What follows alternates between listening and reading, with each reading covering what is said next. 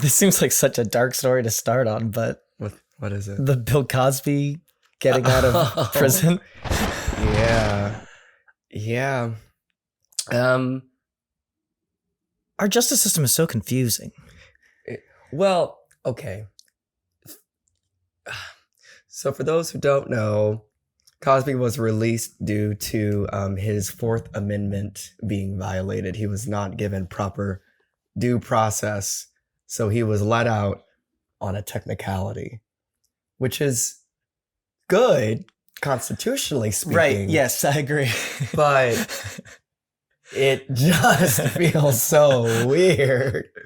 Out of all the innocent people who are in prison, the universe has... He's not innocent, but you know what I mean. Yeah, wait, yeah. So like I agree that like due process is everyone deserves due process. Yeah. But man, aren't there a lot of people in jail right now that probably could be let out because they weren't given proper due process? Yeah. Or just because they're innocent? There's a lot of there's a lot of non-violent offenders. There's a lot of people who didn't answer a call from their parole officer and then was forced to go back to jail. That don't have millions of dollars. They don't have millions of dollars. Yeah, it doesn't have an estate. We don't all have an estate in this life. Not everyone has an estate in Philadelphia. But still canceled forever. Yeah, no, I mean he's still he's a like I think you called him a disgraced blind man. He is the disgraced beggar blind man. Yes, of like the Canterbury Tales. Yeah, I feel like he has one of the most successful cancellations of all celebrities. Like nobody brings up the Cosby Show to me anymore. No one talks about Fat Albert. No, nobody talks about his stand-up specials anymore. No. Like just like nope. Well. If we're going to go down this dark pathway, it would... Let's get dark. You know, we had some friends in town who went to a comedy show and then Louis C.K. gave a surprise. Crazy things happen? Here's one of those crazy things. Ladies and gentlemen, Louis C.K. So that's as he's ought to do. Thing, this surprise appearance and gave a set. Do you think Blind Cosby's going to do this? Oh my gosh. Could you imagine if he just like surprised you at a concert? Like, I want no surprises from that man. Neither do I want a surprise from Louis C.K. either. Maybe he'll go back though. You know, I think like the biggest problem with him was like all the statute of limitation stuff, right? Yeah. Because it happened all in the 80s. It was the 80s. Yeah. So that was the marker. Yeah. He will have to... He'll die in his home instead of in prison, but you know, at least the Constitution won out, I guess. Whoa. Whoa.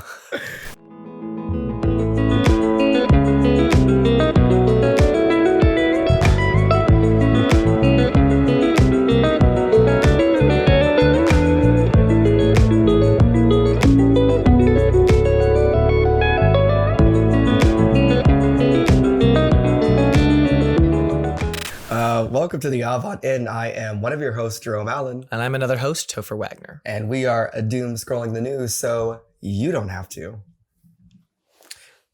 So tell me about that story you were telling me earlier about. Yeah. So a few weeks back, there was a massacre in the city of San Jose. A Valley Transportation Authority disgruntled employee killed 9 people. And on Tuesday, the city council unanimously passed a movement saying that all gun owners in San Jose are now required to not only buy liability insurance, but also pay an annual tax.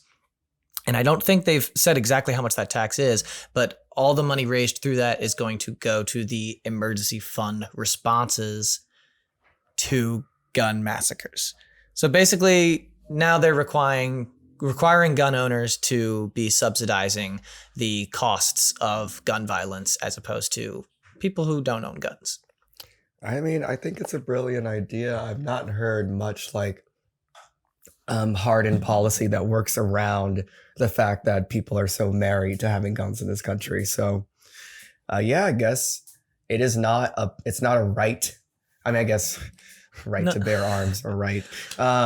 It is a private thing, but it is affecting us publicly. So I think it makes sense. Yeah, if if gun violence is contributed to gun ownership, which people do not want to do not want to shrink in any way, then Right. pay the toll. Well, and it is kind of like, it's interesting too, like it's difficult to try to quantify like the cost of gun violence because the primary cost is a human life, or Right. in this case, several human lives. Right. But the city is also like, this is actually costing us a ton of money to respond to these things. And Right. like, you know, most 911 calls or ambulance usage doesn't cost as much as it does when this many people is killed at one time. So it's just sort of saying like, okay, you can have your guns, you can be this responsible gun owner, but maybe you guys should be funding the consequences of that. And I think just being made aware that if you own a gun, then the money I think should also go to like paying for any victims of gun violence's funerals or just the cost of violence that goes into it. I mean, it's I don't even know, like a violence tax is something I've never thought about. But it makes sense because I feel like once you own a gun, you have a permit, and I'm not sure if a permit requires some type of annual subscription. I feel like no. Yeah. Well, I don't know. I'm hesitant to like, because I know the counter argument is going to be like, it's not every gun owner's responsibility. It's not their fault. It's not like the blood is on their hands just because they bought a gun. But for me, the justification is just like, I just think maybe we should decentivize it, or just like it can be a right, but it can't just be your right without impunity. Like it should be difficult in some way. I mean, it's very similar to property taxes. Everyone in this neighborhood pays for taxes that go to the local schools. Yeah. I don't go to the local school. Right. So it makes sense that the local gun owners have to take up for what could happen when another local gun owner does something. Like that is community accountability. Right. Yeah. If you want to be a gun owner, maybe become part of that process of making sure that everyone's responsible gun owners. Or maybe gun owners should also be lobbying for proper gun rights so that you don't look responsible for gun violence. You know what I mean? Like, I just don't understand why every gun owner seems to be pro NRA. Let's make it easier and easier to buy guns. Right. If I'm not a gun owner, but if I was, I would want stricter gun laws so that I have the privilege. I've done the work. I've taken the classes, background checks and all that. And I don't know a lot of people who seem to side on that. They seem like they sort of get caught up in I hate to say, like, it's kind of like a mob mentality of like, I'm a gun owner, so I have to side with like gun lobbyists. Well, there's a strange, I think, misunderstanding of like, we need smaller government, but the government is what enshrines you with the ability to own a gun. So like, you can't have it both ways. Either you have this right to have a gun and then follow the same hand that is allowing you to have said gun rules, or you don't. Like, you can't either, like, it just doesn't exist in an opposite manner. But most people think that, like, keep the government out of my guns. If you want my gun, come spank me for it. Not like too hard, but like still hard, you know? Like hurt me, but make me feel safe at the same time, you pussy liberals. Sorry, a lot of gun owners think this. Yeah, and well, we've kind of just been stuck in that loop for a while now. And I think I'm not sure it's going to change anytime soon until somebody just does some sweeping. No, but I do think a lot of times in political science that these anecdotes do mean something. So like San Jose can influence another city, which can influence another city. I mean, we see defunding police happening in Seattle, then happening in other places. So I think there is like it has to start at the local level, right? Right. Because we're not going to convince Joe Manchin on that one. Right. Yeah. Sweeping gun rights reform. I mean, hell, Joe Biden hasn't even said anything about gun rights or gun violence. I mean, he has, but to no extent of like, we should actually change it. Well, he says it in the wake of a mass shooting. Because Yeah. that's what you do when you're president. You say, oh, let's pass gun legislation, and then we don't, and then Which is wild because the Wait till the NRA next is one. dissolving or in the process of crumbling. Well, that's right. We talked about this in another episode. Right. So who are you beholden to?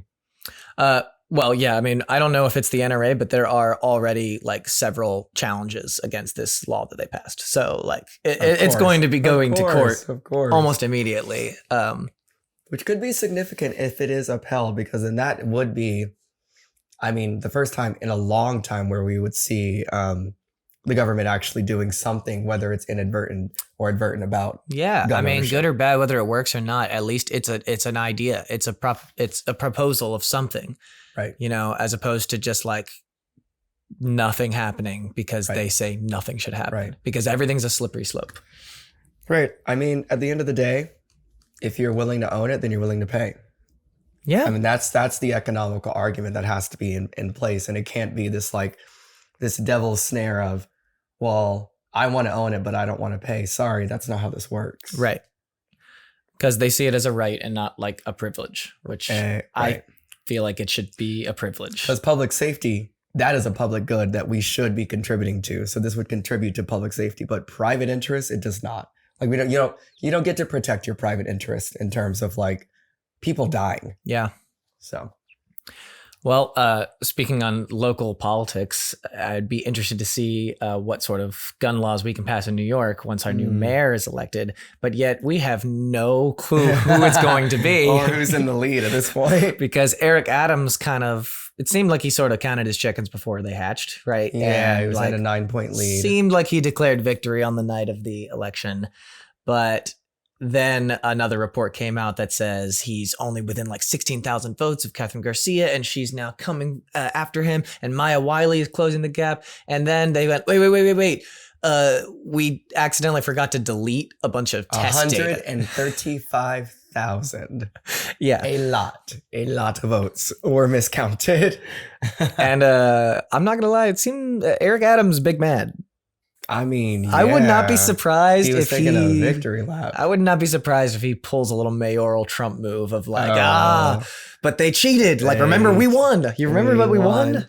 Maybe, I don't know. We'll see. And they haven't said when they're going to announce the actual like, because this is irrespective of like the line item voting. Not line item. Rank voting. Rank voting. So. Well, This is just determining who's number one. We still need to count the other. yeah, Like it's 2 to 3, 3 to 4. it's not a good look, because like the ranked voting thing was supposed to be like, oh wow, New York's like doing ranked voting. Other states are going to follow Progressive suit, thing, and yeah. it's like this really cool, innovative way to do elections locally. And now they're already kind of bungling it a bit. Which to some extent, that's gonna happen the first time. Yeah. I mean, we do have to recognize the fact that like they're not gonna get it right the first, Yeah. second, or third. But the fourth, oh yeah, it'll be great.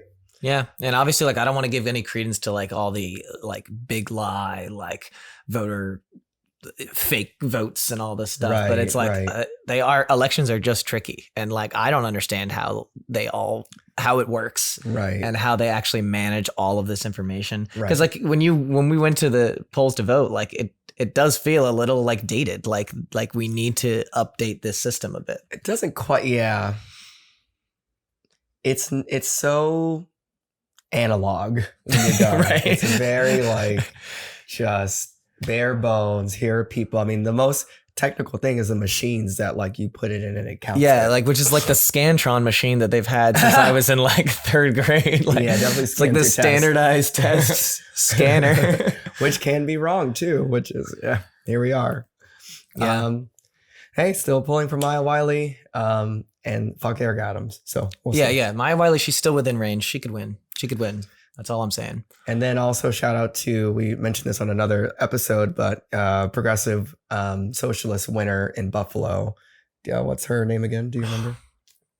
It's like Nydia. No, We will place put it on the screen. on the screen if you're watching, and we'll put it in the show notes if you're listening. But yeah, shout out to the new Buffalo mayor. Speaking of progressive candidates, we have one candidate who is being challenged by, you know, just play the scary music, just play elevator music. Hillary Clinton. Well, technically, her opponent is Chantel Brown, but yes, she's not being challenged by her. Yes, you're Yeah. right. I'm sorry. Hillary Clinton is throwing money. Hillary Clinton is At now the throwing her hat in the establishment. race to the Ohio Congress. She's moved to Ohio. She's an Ohio citizen.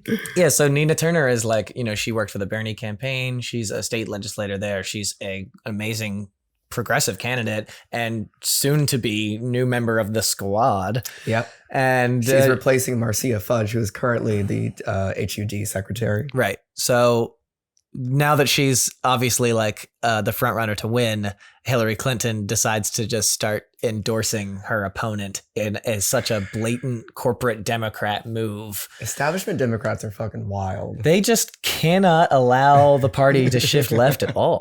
At all.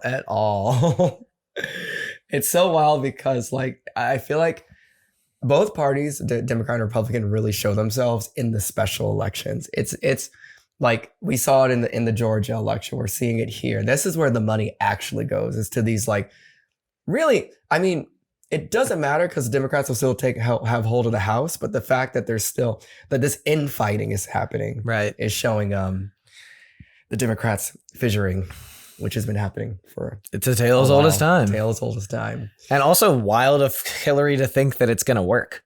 Like Oh, just throw money at it. Just throw some money at it. It's like You want some the dollars? Bloomberg tactic of Yeah. just like, I can buy this, right? And buy this out. I've bought everything I've ever wanted. The people of Cleveland want this establishment Democrat. No, they really like the progressive candidate. No, and like Nina, She's like high in like leading in the polls. and it might not even just be because she's a progressive and like Ohio's become more progressive. She's just a good candidate. She like speaks to working class To the people. She doesn't even really use a lot of the like socialist labels or Right. rhetoric and stuff, but she's just very like of the people. She's like a, social populist, like kind of candidate. And she's been putting in the work for like years now, like building up a brand and a name for herself. So Yeah. So stand with the people of Cleveland voting for what's her name again? Nina Turner. Nina Turner. It's a bad day for the names. That bad day for usually really good with all the names. Got no names. It's been a long week. It's been a long week. A long Pride. Happy Pride. Happy Pride. That's what we'll blame it on that.